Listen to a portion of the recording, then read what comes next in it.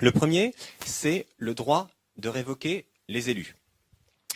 Tout à l'heure, on a évoqué l'expression monarchie présidentielle. Si on regarde aujourd'hui ce qui, dans le système de la Ve République, on a un candidat à la présidentielle qui peut se faire élire en racontant absolument n'importe quoi, faire ensuite totalement autre chose une fois au pouvoir et n'être jamais sanctionné, avoir un total système d'impunité. Le seul moment où on pourrait le sanctionner, c'est quand il se représente. Or, il arrive que certains ne se représentent pas. Donc, il y a aucun moment où on peut sanctionner un élu qui aurait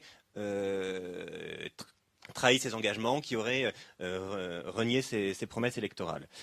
Et ce principe d'irresponsabilité en haut de la pyramide institutionnelle, ensuite, il se répercute à l'ensemble du système électif en France. Là, si vous avez regardé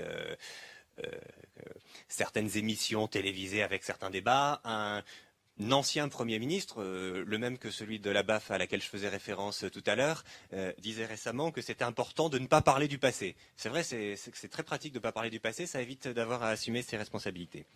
Nous, ce que nous voulons, c'est trouver un mécanisme de mise en jeu de la responsabilité politique des élus. Alors, qui dit mécanisme, dit pas forcément sanction négative. Une mise en jeu de la responsabilité, elle peut aussi être très positive. Si un élu qui fait l'objet d'une tentative de révocation, il est maintenu en fonction, c'est un regain, un renforcement de sa légitimité. C'est la marque d'une confiance renouvelée. Donc, il ne s'agit pas forcément de punir, pas forcément de sanctionner, il s'agit simplement d'instituer un mécanisme vertueux par lequel le dirigeant est toujours responsable devant le peuple souverain qui lui a délégué une part de sa souveraineté pour exercer le pouvoir en son nom, au nom du peuple français. Quel mécanisme pour ce système de révocation des élus? Il a déjà été un petit peu présenté dans la vidéo que vous venez de voir. Il s'agirait par exemple, au sein d'une circonscription ou d'un ensemble électoral donné, de recueillir un certain nombre de pétitions, de pétitionnaires qui demandent l'organisation d'un référendum pour dire stop ou encore. Est-ce que cette personne doit rester en fonction ou pas? Alors quand on dit un certain seuil de pétition, il faut être raisonnable. Il ne faut pas que ce seuil soit trop bas, parce que l'idée c'est quand même pas d'empêcher les gens de gouverner, de voter systématiquement. Il ne faut pas non plus qu'il soit trop haut, sinon le système n'entrerait jamais en application. Donc il faut essayer de trouver un dosage qui soit le plus raisonnable possible, de telle sorte que le dispositif puisse s'appliquer effectivement.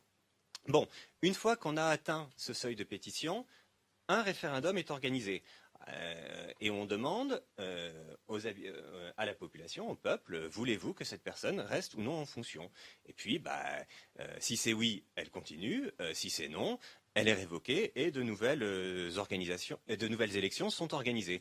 Alors c'est un système qui existe déjà dans certains autres pays. Ça existe en Équateur, au Venezuela, en Bolivie. Ça n'aboutit d'ailleurs pas forcément ça n'aboutit pas d'ailleurs forcément à de l'instabilité. Par exemple, en 2004, il y a eu un référendum qui a été organisé au Venezuela sur la destitution du président de la République. Il s'est soldé par une réponse négative.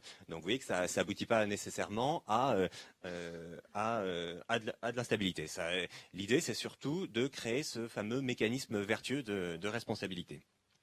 Ça, c'était le droit de révoquer les élus, le premier mécanisme sur lequel je souhaitais insister.